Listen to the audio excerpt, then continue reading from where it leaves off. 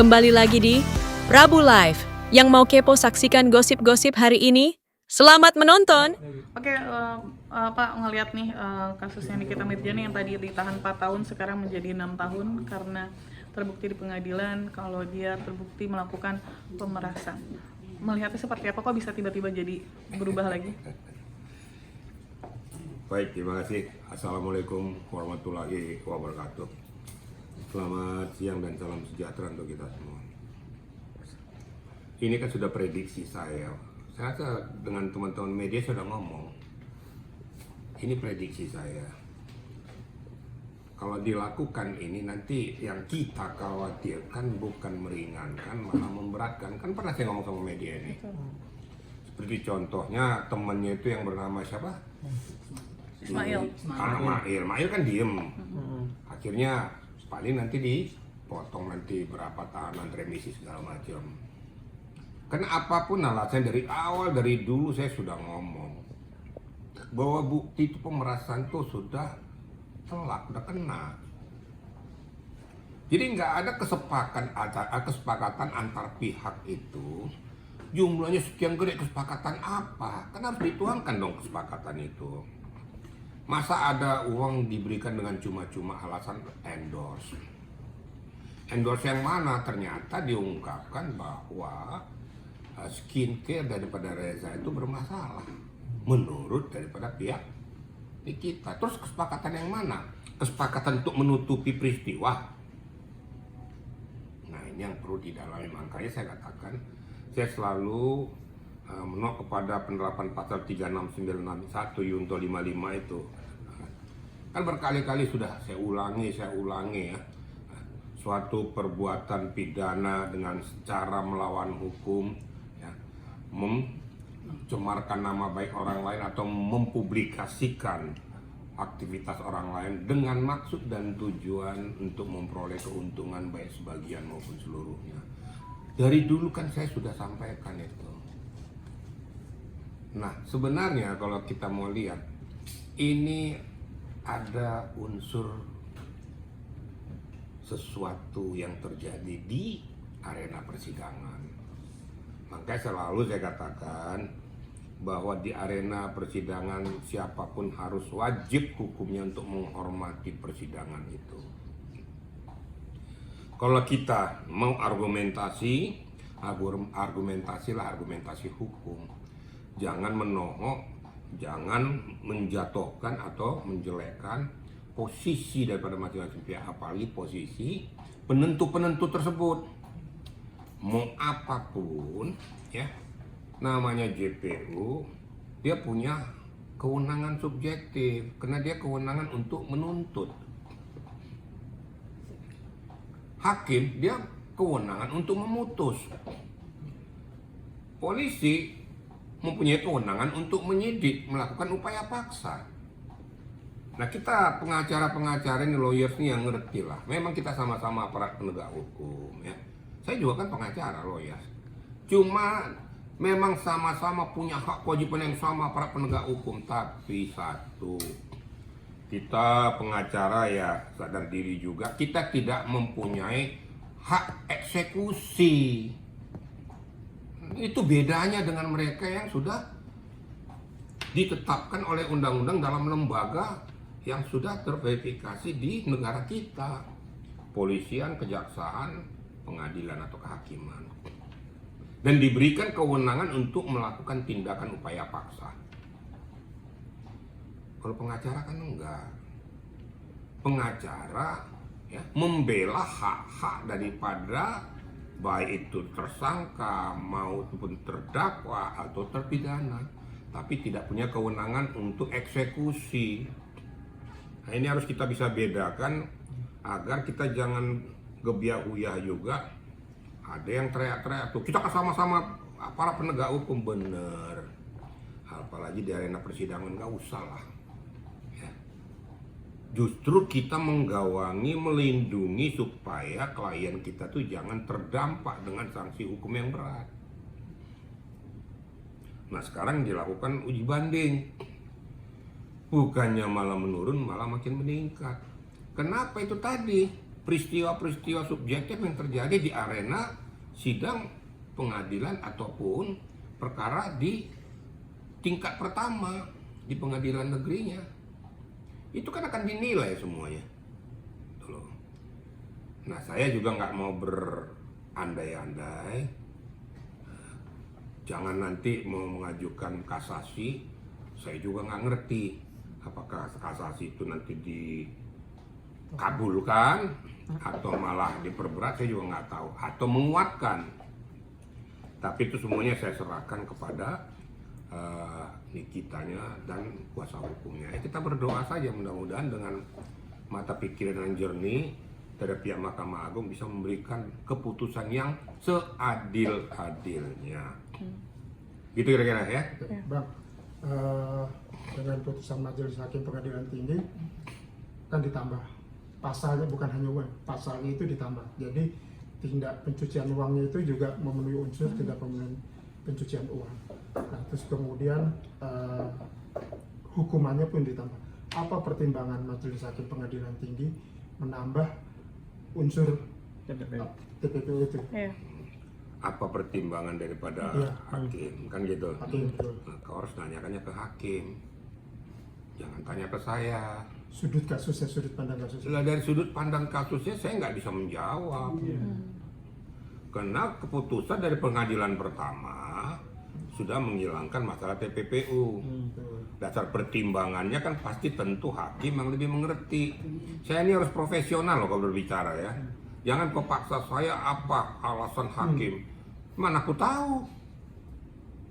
Pertimbangannya mungkin di dalam arena ini pencucian uang, pengertiannya ya. Uang yang diperoleh dari hasil kejahatan untuk kepentingan pribadi atau kelompoknya dengan cara melawan hukum, dan dia tidak punya hak terhadap uang tersebut. Dan biasanya TPPU itu terjadi di dalam tindak pidana korupsi atau undang-undang perbankan. Nah, dia mengambil uang negara dengan cara melawan hukum ya, tidak sesuai dengan etika prosedur yang dia lakukan. Mungkin disebutkan itu apakah gratifikasi ataupun itu tindak pidana korupsi, dari hasilnya bukan hak dia. Nah, sekarang yang 4 miliar kan bukan haknya Nikita, makanya diambil. Nah, pertimbangannya apa? Saya nggak bisa menjawab karena pertimbangannya kan di tangan hakim. Tapi kalau ditanya saya sebagai praktisi ya, bukan saya mendahului pertimbangan-pertimbangan hakim. Nah, ini baru tahu bahasa saya gitu ya. Kalau antar pihak tidak merugikan orang lain, ini kan antara Nikita dengan Reza, kan tidak ada orang lain yang terlibat di dalamnya, dan ini juga tidak merugikan negara. Nah, kalau seandainya memang itu mau dikembalikan kepada pemilik, kembalikan saja, kan tidak berdampak kepada negara toh. Nah, sudah kembalikan kepada pemiliknya bukti-bukti yang disita tadi. Jadi saya rasa kalau saya yang ditanya, ya terlalu tinggi juga kita lakukan tindak pidana pencucian uang. Itu loh. Itu tindak pidana pencucian itu terlalu jauh lah. Padahal tindak pidana pemerasan itu pun sudah cukup berat. Memang fakta seperti itu. Dengan cara melawan hukum dia lakukan. Tapi kalau TPPU itu kayaknya menurut hemat saya itu ya kurang pas. Kan gitu ya. Tapi kalau tanya apa pertimbangan hakim, saya nggak bisa jawab. Tentu hakim sudah mempertimbangkan dengan segala macam, baik objektif maupun subjektif. Nah itu dia Bang, itu kan kalau tidak TPPU kan biasanya ada unsur negara yang dirugikan, tapi ini kan individu. Nggak Itu selalu unsur negara. tidak selalu. Oke.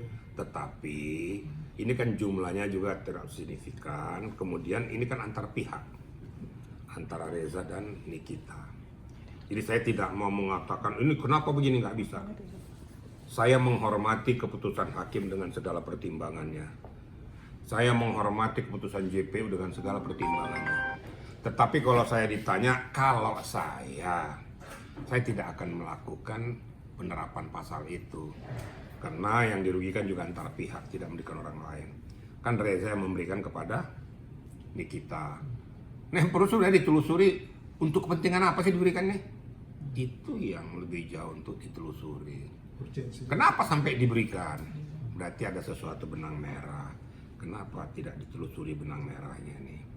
Ada apa kau memberikan ini? Apakah cuma sekedar endorse? Tapi kok ada berbicara tentang skincare yang bermasalah? Paham kan kira-kira kan? Kalau saya harus netral untuk mencermati hukum itu. Kalau mau diteliti lagi ya teliti. Berarti akar masalahnya itu di skincare, makanya diberikanlah uang itu. Nah diperiksa saja. Nah, tapi kalau saya diperiksa memang pihak Reza memang sudah sesuai dengan on the track, sesuai dengan ketentuan BPOM juga jangan dipaksakan supaya mereka kena. Itu kan sudah mencari-cari kesalahan juga. Mau nggak kira-kira? Tapi untuk meluruskan, menjernihkan masalah ini ada untungnya ataupun perlu kira-kira untuk dilakukan pendalaman. Nah, pendalaman tentang skincare. Ingat, skincare di Indonesia ini 500 ribuan produk. Skincare ini kelemahannya ya, kelemahannya itu ada bahwa dia tuh yang penting memiliki izin edar. Walaupun harus melalui verifikasi ya, verifikasi dibawa sampelnya sesuai dengan ketentuan uji kelayakan dari BPOM, tapi itu kan tidak dilakukan uji lab. Betul. Harusnya kalau ada melakukan itu mau minta izin edar, uji lab. Di mana rumah produksinya? Apa rumah produksi layak atau tidak untuk melakukan atau menjual skincare? Dan perlu saya ingatkan kepada masyarakat luas juga. Sekarang ini skincare ini ada yang gelondongan dari luar negeri. Ya, gelondongan dari luar negeri tanpa label sampai di Indonesia dibuat dia punya merek, dia punya sendiri, didaftarkan ke BPOM, dipasarkan ke masyarakat. Sementara kandungan yang ada di dalam gelondongan ini kita juga belum memverifikasi benar nggak, sesuai standar nggak. Apakah kalau seandainya diperiksa, apakah bisa menyebabkan iritasi, bisa menyebabkan terjadinya apa? Di dalamnya itu ada merkuri sehingga merusak daripada tubuh manusia. Ada sulfur enggak? Ada zat-zat berbahaya enggak? Itu kan harus diperiksa, makanya rumah produksi perlu. Nah sekarang yang kita lihat tuh dari Hong Kong, dari Korea tuh banyak gelondongan masuk itu. Singapura. Nah sampai di Indonesia dipasang labelnya.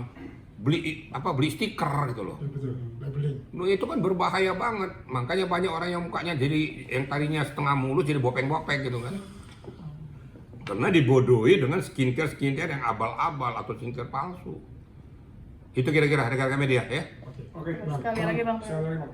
Bang, ini langkah-langkah yang dilakukan oleh pihak Nikita ini mengajukan kasasi ini menurut Abang sebagai seorang praktisi hukum, menurut langkah yang cukup efektif atau seperti apa? Atau menerima saja divonis dengan hukuman 6 tahun? Saya tidak mau mendorong mengarahkan orang. Kan saya harus netral. Kalau saya yang ditanya, saya nggak mau supaya bilang hebat, nggak.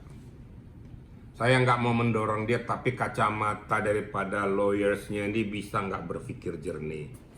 Di dalam dua tingkatan keputusan daripada hakim pengadilan sudah membuat bukan menurun maka makin meningkat. Apakah mau dicoba lagi kasasi? Saya kan nggak mau mengatakan bahwa di kasasi, tadi saya katakan menguatkan bahkan menambah. Untuk itu pun silakan lawyersnya itu membuat di dalam memori kasasinya itu betul-betul rigid, ya. Hal-hal yang meringankan Nikita ini harus dipoles betul, tapi sesuai dengan data faktual.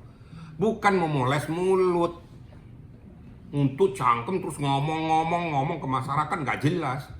Tugasmu itu bukan cangkem untuk ngomong, tapi tugasmu bagaimana supaya proses ini bisa memenangkan Nikita, minimal meringankan. Ini aja jawab media aja, supaya media kan biasa kan mancing kan tangkrung tangkat ya kan. Oh dijawab dengan gagah beraninya, toto diputus 6 tahun selesai. Paling medianya iya nasib kata medianya kan. Nah, kalau saya nggak mau, saya harus tetap netral. Kalau diberikan pertimbangan sama saya nggak bisa menjawab itu. Biarlah hati nurani daripada Nikita yang menjawab dan lawyersnya. Itu kira-kira ya. Mungkin ketika kemarin hakim memutuskan akhirnya jadi 6 tahun itu apakah hakim memutuskan yang paling berat akhirnya diputuskan sama 6 tahun? Saya nggak mau jawab mau berat atau terberat. Kan ada sanksi daripada kalau tindak pidana pemerasan itu 5 tahun kan. Kenapa 5 tahun sampai 8 tahun ya? Kenapa sampai ditingkatkan 6 tahun? Tentu hakim mempunyai pertimbangan tersendiri. Kan saya nggak mau masuk ke domain itu. Karena saya juga aparat penegak hukum, saya mantan penyidik. Kalau domain saya dimasukin orang, saya juga tersinggung. Saya nggak mau, itulah saya nggak mau ngajarin hakim, saya nggak mau ngajarin JPU, saya nggak mau ngajarin penyidik. Kan banyak tuh, harusnya penyidik begini. Lo cuma ngomong doang, baru bangun tidur lo ngajarin penyidik. Lah penyidiknya sudah puntang-panting menggali permasalahan, mengeksplor, sehingga dapatlah formula hukum. Sementara kau cuma kacamata luar sudah memberikan komentar yang kau tidak tahu isi yang sesungguhnya. Makanya kalau Anda tanyakan, saya nggak berani jawab. Kenapa? Karena saya tidak punya kewenangan untuk menakar apa isi pertimbangan hakim. Tapi kalau kau tanya kenapa diberikan 6 tahun, nggak 8 tahun atau 5 tahun, itu tentu hakim sudah mempertimbangkan masa-masa berdasarkan hasil koordinasi antar hakim tersebut. Nah sekarang kalau mau mengajukan kasasi, pertimbangkan lagi lawyersnya dengan Nikita. Layak atau tidak, apa nanti bermanfaat malah jadi mudarat.